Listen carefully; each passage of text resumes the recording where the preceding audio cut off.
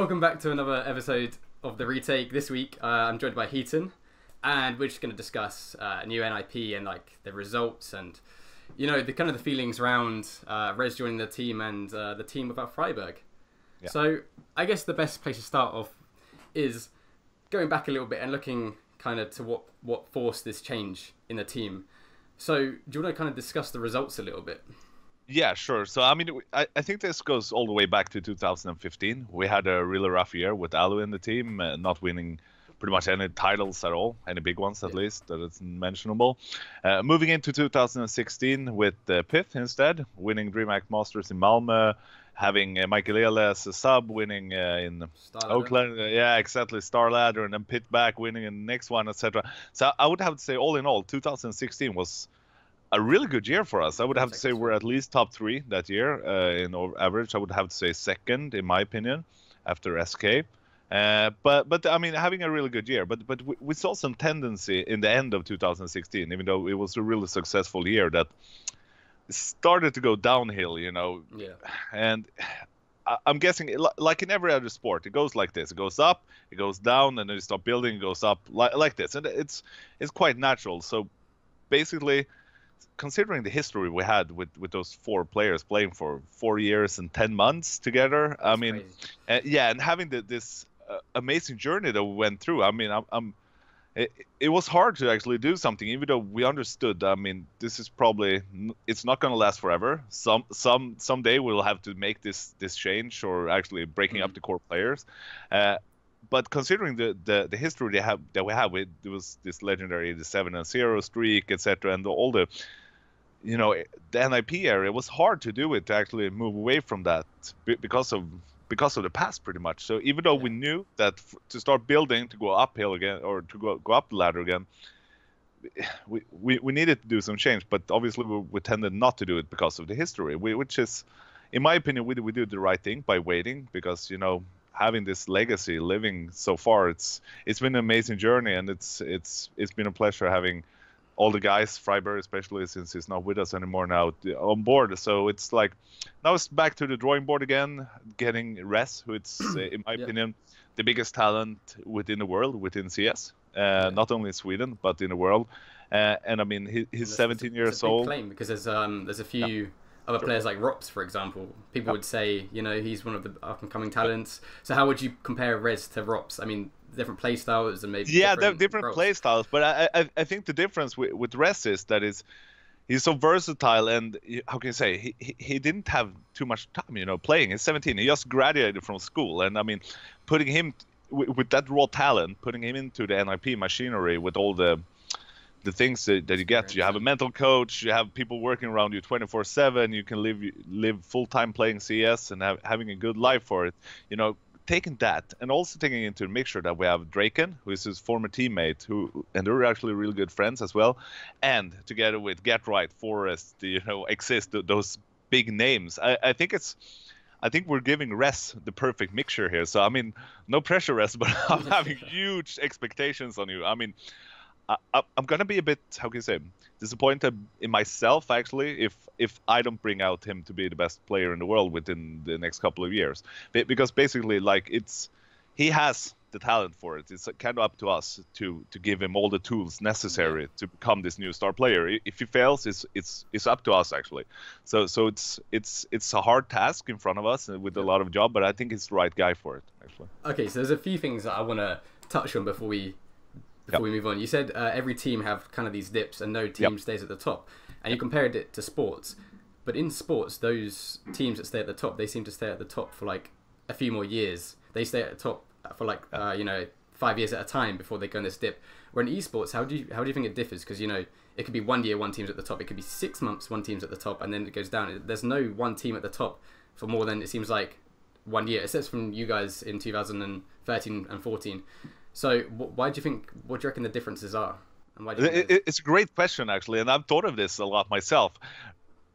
My opinion is probably that, in CS, you have 5 players. You don't have any substitute that you can put into the team. So when somebody starts going down, and a new guy comes in immediately, because there's no subs in this game yet. I don't know why, because we had it back in days, and it didn't work because eSports was so small, etc. But I think this is something where at least CS should move towards, because then it could start, taking the guy who's lacking a bit, switch him out to up and coming player. I think that's what if you take like Manchester United, for example, or West Ham, or some other top team, you take them and somebody starts performing bad, you have immediately some player underneath who can take his place and go in, so you can keep the momentum going. Because right now within esports, it's you have a momentum, somebody starts lacking, it falls down, and then you switch them, then you have to work your way up again. So it's kind of different from normal sports. But I think we'll see substitute players who are having 6, maybe even 7-man rosters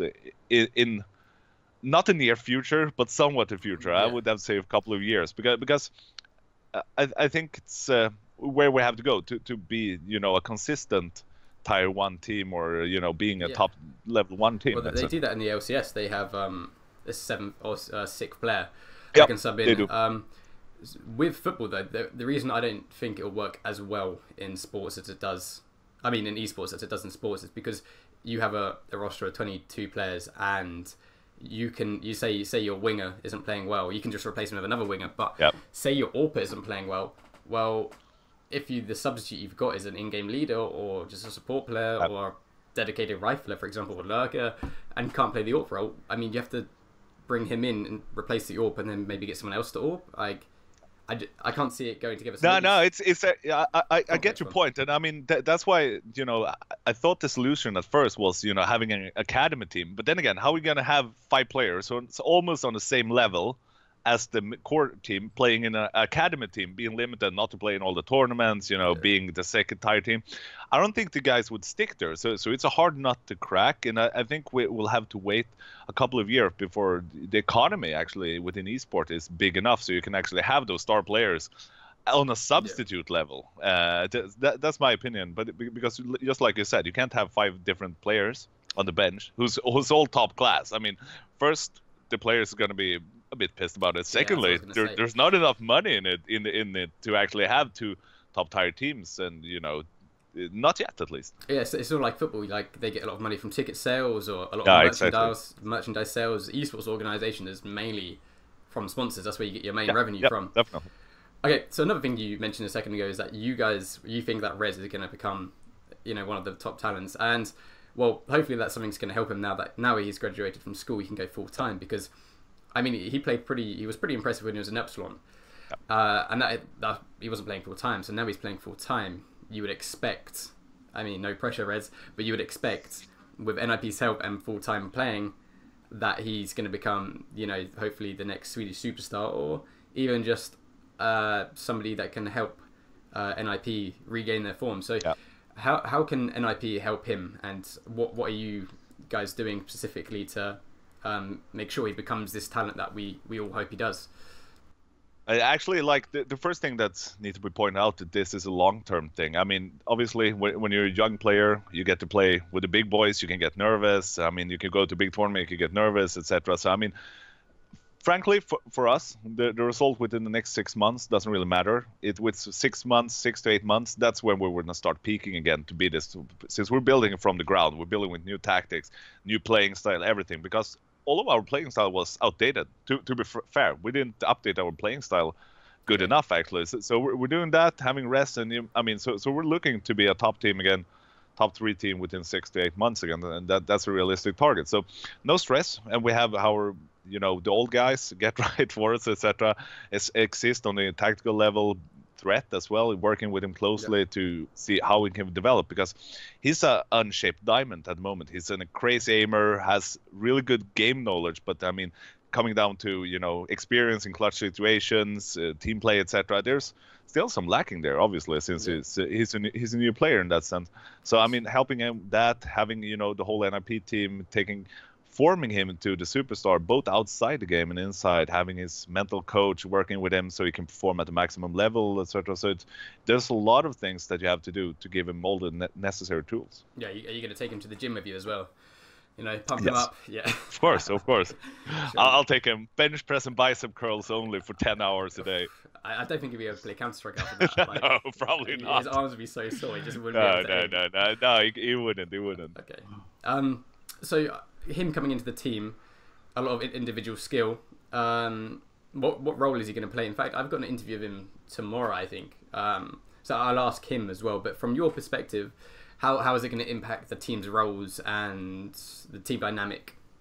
Actually, like, the thing I've seen lately with NIP is that we got a bit passive. I mean, Friberg being the entry fragger, but us attacking bomb site, and this is a failure on a tactical level, is 2 guys go in, 2 guys stay behind. It doesn't really work, if the 2 guys fall, because you need to overpower them at the site. He's gonna take the Friberg's role and do it even more. How can you say, like even a more aggressive Friberg, because he's the aim kid. He's the I don't know if he's a better aimer than Forrest, but he's one of the best aimers that we have. And I mean, not utilizing him would be wrong by us. So I mean, he's going to have a pretty tough job I mean, so that's actually where it comes down to important. Starting out the few first games, if you don't get the entry frags rolling, etc., it can be a mental blocker. Yeah, and that's why we need to work with this long term. It doesn't really matter if he fails the first tournaments, because we see the future for a couple of years in the future for him, and that's important for him to know as well. That it's, if you fail now, you're not going to be kicked out of the team, because it's a long-term investment for us. Important for the fans to know as well, because every time NOP make a change, it's always like, oh, you've just changed your 5th. Now we expect you to perform, and expect medals. No, we didn't. Trophies. But now it's good to know that you guys are building for the future, and hopefully fans can respect that. ESO Cologne's coming up, but it's the first event you guys are going to have together.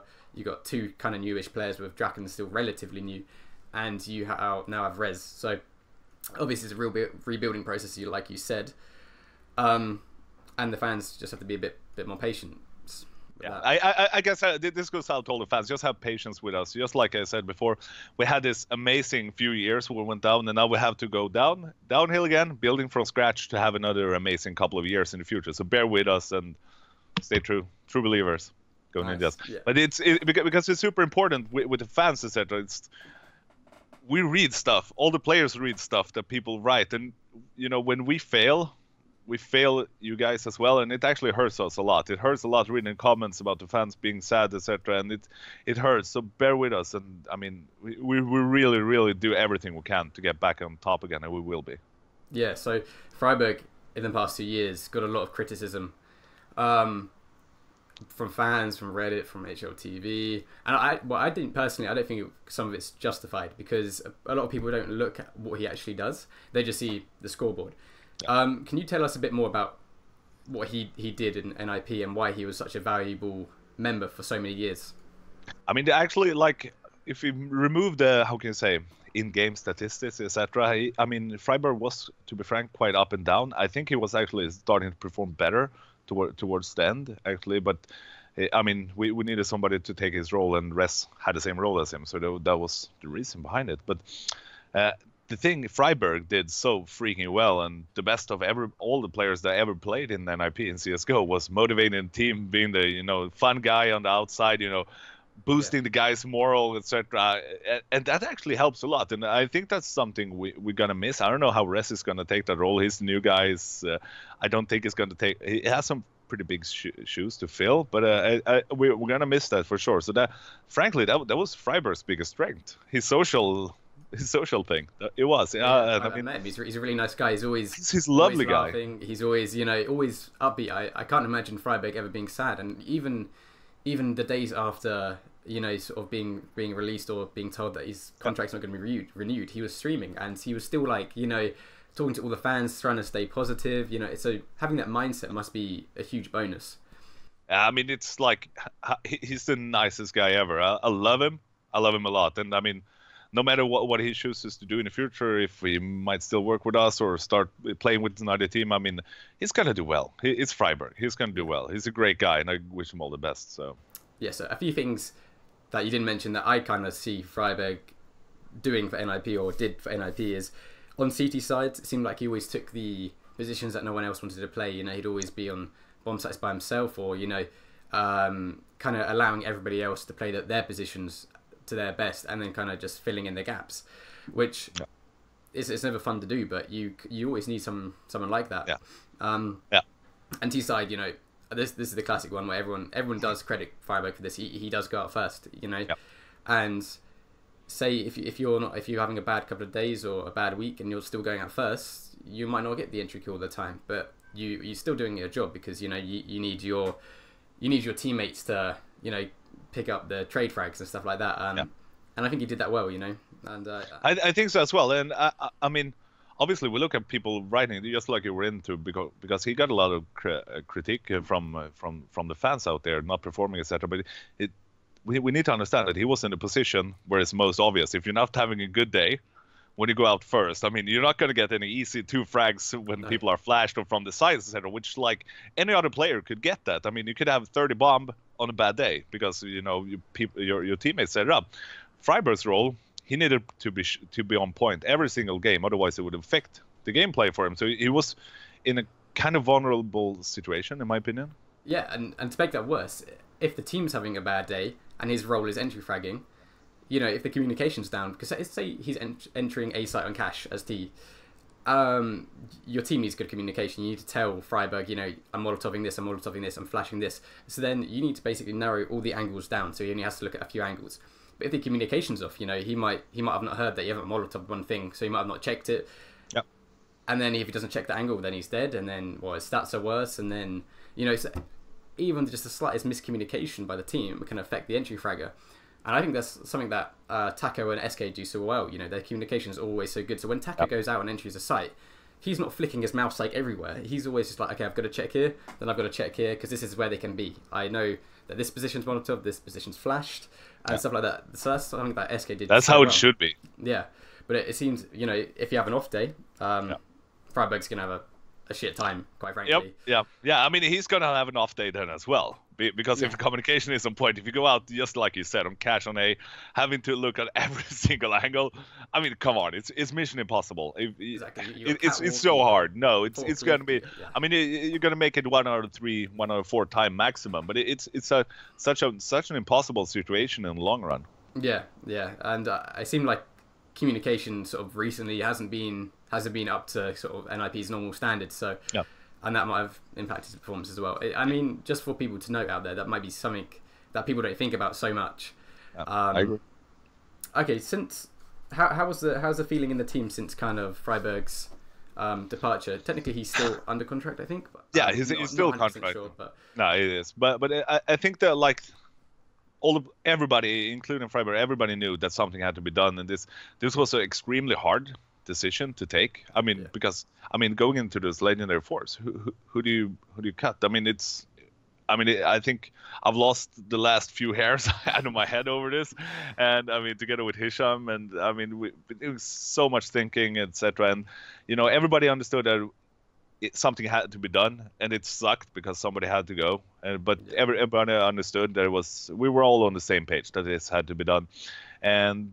So I mean, it's sad because Friberg is a good friend, and just like we talked about, a great guy. He's going to be missed, but I think everybody, the feeling I get from the team is that everybody is like really excited about moving forward now and actually starting performing again and winning tournaments. Yeah. So have you guys had much practice yet? I mean, we started playing last week, and it actually goes really well.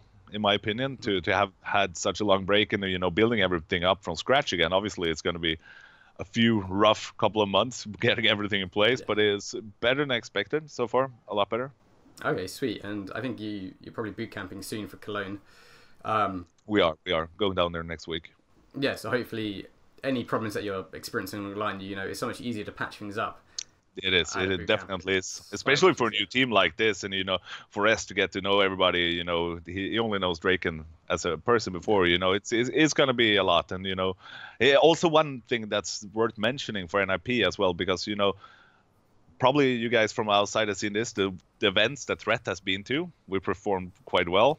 He hasn't been to so many last year. He's working full time with NIP now. He's done with his studies, so he's working his ass off to actually get us back on track again, which I feel is really important for us. Yeah, because there's something like when Fret came in, when you were having a bit of a slump, when you brought Fret in, he kind of like revitalized your tactics, and a lot of people hailed him for kind of making NIP good again. Not that you great again. Make NIP great again. Yeah, but so now that he's finished with his studies, hopefully, you know, he can have more tactical input. I mean, he still can't in-game lead at a lot of events. There's a lot you can do on the outside, and especially, you know, talking to our in-game leader as well, you know, learning him a lot when he has the time now that he didn't have before, because I'm really happy that he's back, actually. Yeah. Okay, where next for Friberg? Where do you see him doing, or what do you see him do? Yeah, what do you see him doing it's kind of up to Friberg, actually. I mean, I think I still, in my honest opinion, I think he has a lot in him still as a player. So I really hope he goes to another team and start performing again, because he has it in him, and I think that's what he wants to do. I mean, so I would have to say we're gonna see him in top level Counter-Strike soon again. Yeah, fingers crossed. Such a big name. It would be a shame to lose him For from sure. the scene. No. And it's too early for that. And there's so many teams that could actually use a player of his level. For sure. And he wouldn't let him down. He would do a great job. Alright, thank you everyone for watching. I hope you enjoyed, and if you have, you know, subscribe and bet on Betway.